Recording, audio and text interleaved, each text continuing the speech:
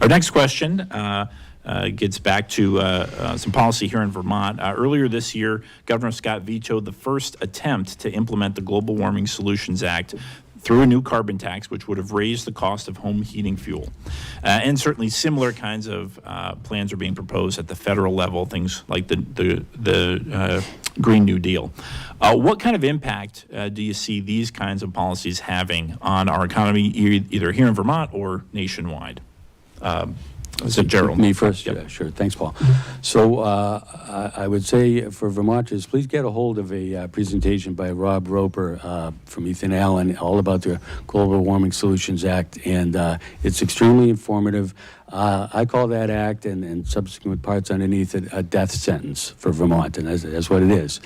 So all Vermonters should become familiar with that. I would like to say thank you to Governor Scott for vetoing that, and for everyone that stepped up in the legislature as they tried to override that veto, and it didn't happen by one vote. So I guess the bottom line here is vote Republican. But as I mentioned, the new Green Deal, I align that with sort of with the new Green Deal. That's actually where I first coined the phrase Swiss cheese plan, because it also it doesn't talk about the actual cost to Vermonters, and there are many parts of that if you read it, it's even telling Vermonters how much wood they can burn in their home to try to stay warm, and it really actually how many cows they can have. And so there's a lot of parts of that Vermonters need to be aware of. I would also, like I said about New Green Deal, I think Vermont needs to take a step back, and I am 100% in favor of developing future energy capabilities, reducing emissions. I don't think there's a climate emergency like it's being pushed upon us, but I am in favor of developing those things. But if Vermont were to enact Global Warming Solutions Act and all the parts of it, people would have to leave Vermont. All right, thank you. And Myers Vermel, Global Warming Solutions Act, Green New Deal, carbon tax. What are your thoughts? Well, he was looking for a scheme in which gasoline prices would be increased, heating fuel prices would be increased, over 90,000 homes would have to be weatherized.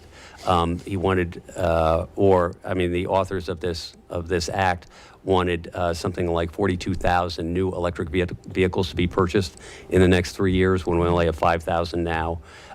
They would ban internal combustion engines. They would also seek a 50% reduction in cow emissions. What is most striking about all this is that none of this achieves any climate goals. I think we have to be sensitive as Republicans. We're 1/3 of the electorate. 2/3 are Democrat. And obviously the Democrats are very focused on green and climate initiatives, but a lot of the initiatives are anti-growth and have the result of making us poor. And we need to resist these urges to do this, but I think we need to work cooperatively with them to try to find solutions. One of the solutions that I'm pursuing is looking at China, which is the largest polluter in terms of greenhouse emissions of all nations, all developed nations combined. And in fact, they're building 12 new coal plants there this year. So the idea that we can benefit the climate by removing the heating fuel from the little old lady in Plainfield just isn't true. I mean, we really need to focus on the larger polluters, and I want to work cooperatively with the Democrats to make sure that these climate goals, that we can make progress on these things, because it does seem to be so important to them, and we just can't be in a position to subsidize their climate goals. We don't have any more money. Mm.